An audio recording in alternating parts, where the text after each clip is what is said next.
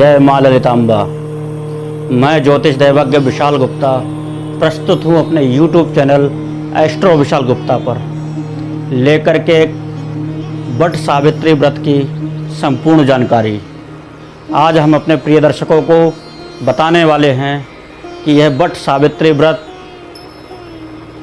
क्यों किया जाता है, कैसे किया जाता है और कब किया जाता है। तो जानने के लिए देखते रहिए पूरी वीडियो को बहुत ध्यान से, क्योंकि इसके नियमों की जानकारी लोग बहुत ही कम कर पाते हैं। एक दूसरे से सुनकर देखकर ही इसको करते चले आ रहे हैं।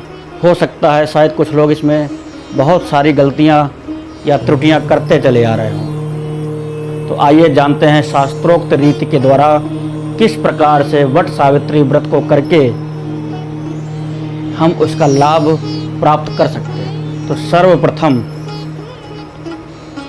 जानते हैं कि यह व्रत क्यों किया जाता है। वट सावित्री व्रत सभी सुहागन स्त्रियां अपने सुहाग की रक्षा हेतु, सुहाग के स्वास्थ्य की रक्षा हेतु, अपनी संतान की आयु की रक्षा हेतु एवं उसके स्वास्थ्य की रक्षा हेतु तथा संतान प्राप्ति के लिए इस व्रत को करना प्रारंभ करती हैं। यह व्रत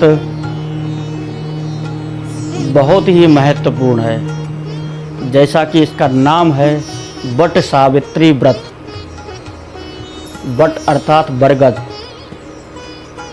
बरगद का वृक्ष दीर्घ आयु प्रदान करने वाला सबसे उत्तम देव है।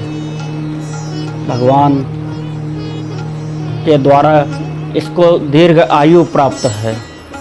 कई हजारों वर्षों तक भी वट वृक्ष वैसे ही लहलहाता रहता है, क्योंकि माता सीता ने वट वृक्ष को वरदान दिया था। सुहाग की रक्षा के लिए वट वृक्ष की पूजा विशेष लाभ देती है। पितृदोष, प्रेत दोष आदि में भी यह पूजा लाभ देती है।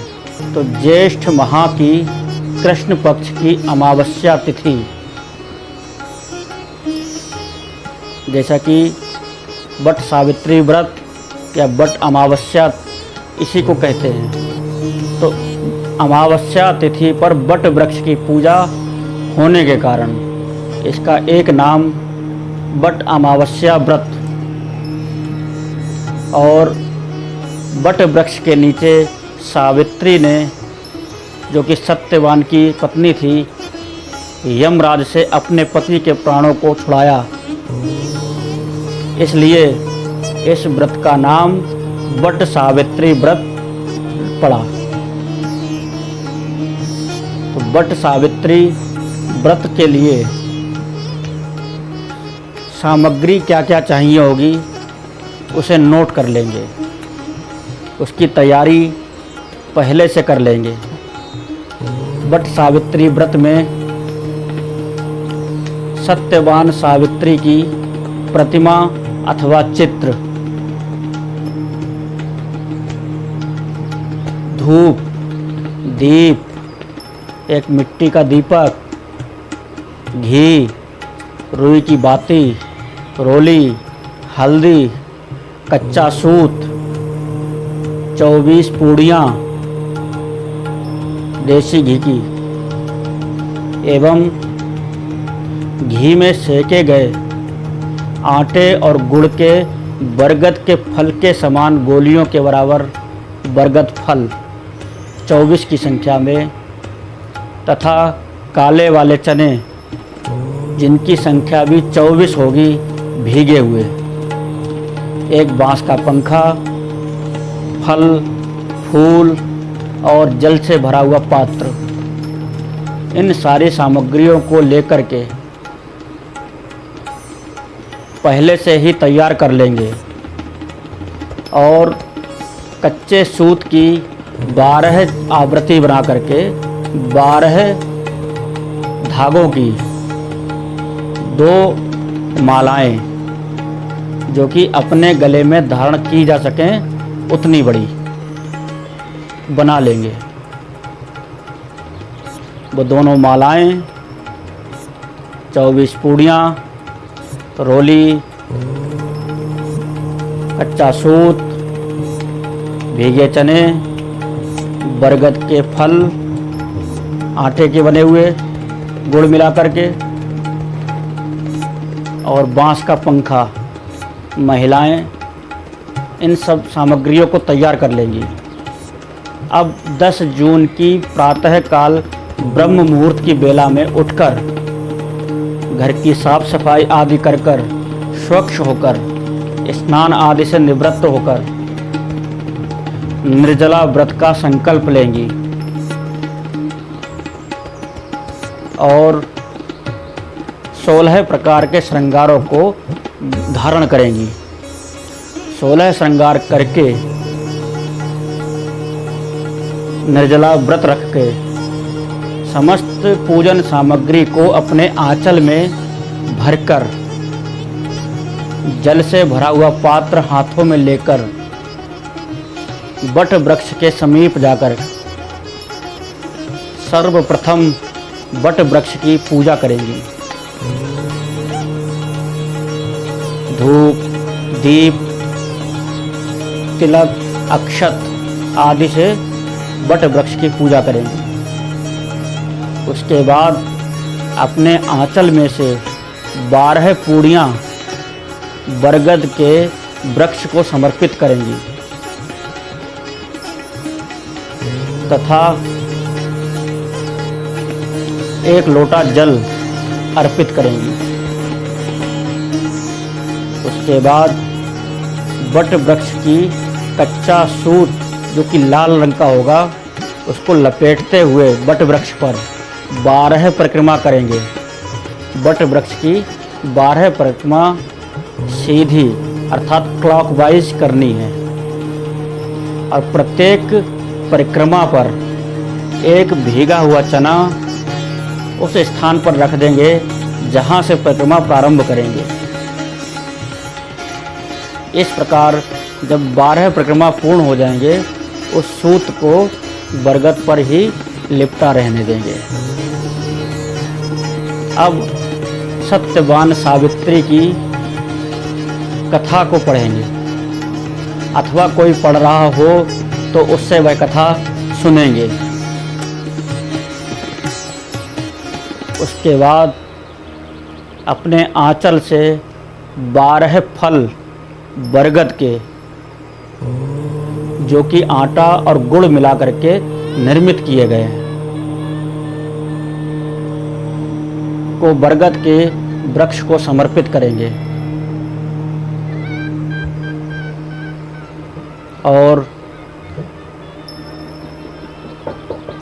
प्रणाम करके बरगद की टहनी से बरगद की एक बोड़ जिसको कहते हैं लाल रंग का नुकीला कच्ची कोपलों का एक नोकदार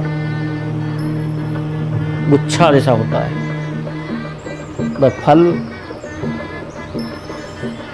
ले लेंगी। उसके बाद घर पर आकर के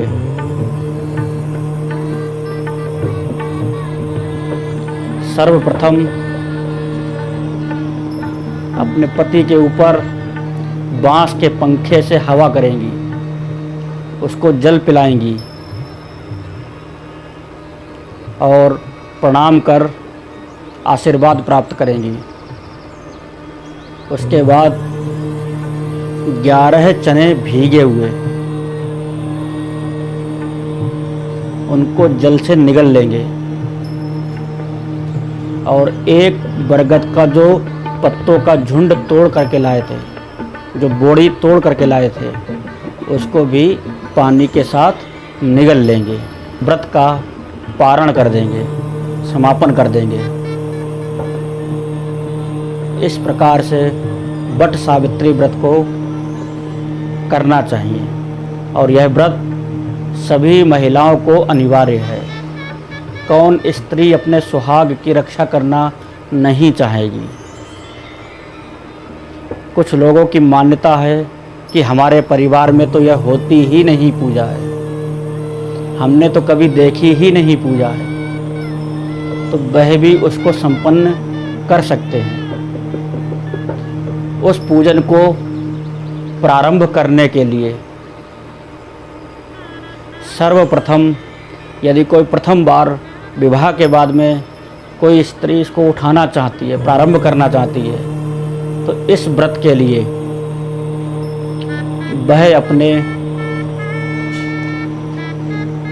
विवाहित ननद के द्वारा, देवरानी अथवा जेठानी के द्वारा, अथवा पड़ोस में लगने वाली कोई सुहागन स्त्री के द्वारा उसको उठा सकती है, उससे ग्रहण करके प्रारंभ कर सकती है। और जिसने शादी के प्रथम वर्ष में इसको प्रारंभ नहीं किया है, तो वह इसको तीसरे, 5वें अथवा 7वें अथवा 11वें वर्ष में भी प्रारंभ कर सकती है। आशा करता हूँ इस व्रत से संबंधित समस्त जानकारी आपको अच्छे से समझ में आ गई होगी। यदि कोई प्रश्न, कोई शंका मन में हो तो कृपया करके नीचे कमेंट बॉक्स में अपने अमूल्य विचारों को रखकर हमें उनसे अवगत अवश्य कराएं, ताकि हम उन शंकाओं का निवारण भी आने वाले वीडियोज़ में करते चलें। धन्यवाद। जय मां ललितांबा।